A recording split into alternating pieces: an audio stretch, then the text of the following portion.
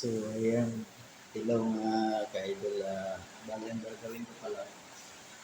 Mamasilya ako ng ceiling kisame.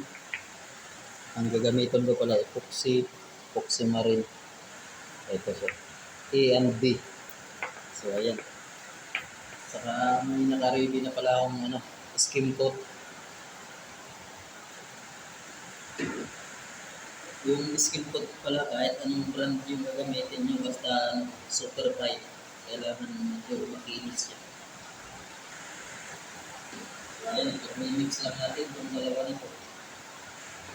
A at saka B. Epoxy na rin.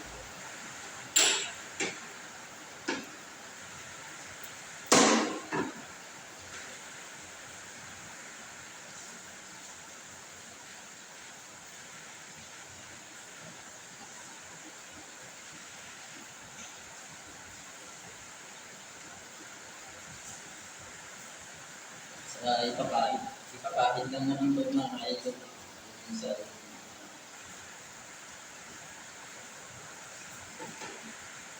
Paglalagay pa lang ito, kunti-kunti lang kasi tumitigas. Hindi siya tumitigas.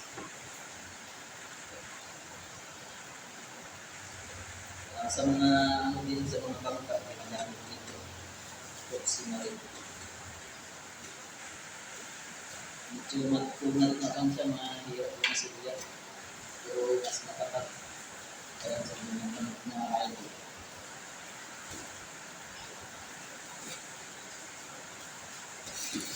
Kailangan pantay siya para pag masilyan na pantay.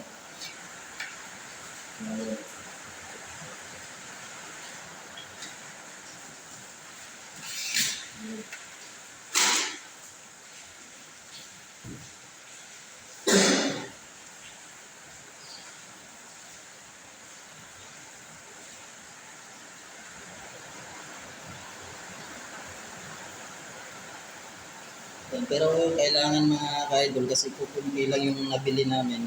Bali naka-ready kami ng pulley top. Pwede na rin siya pulley top. Tapos kailangan naka-ready yung tape mo kasi tutulo po yan. Papatak siya. Kailangan may lagyan mo siya ng tape.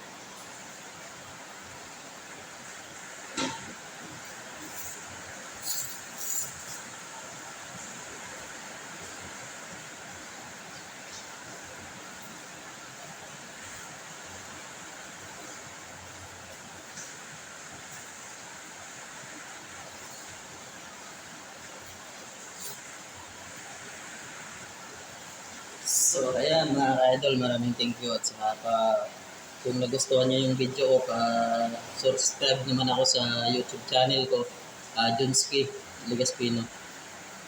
So, ayan po. Maraming thank you. Bye-bye.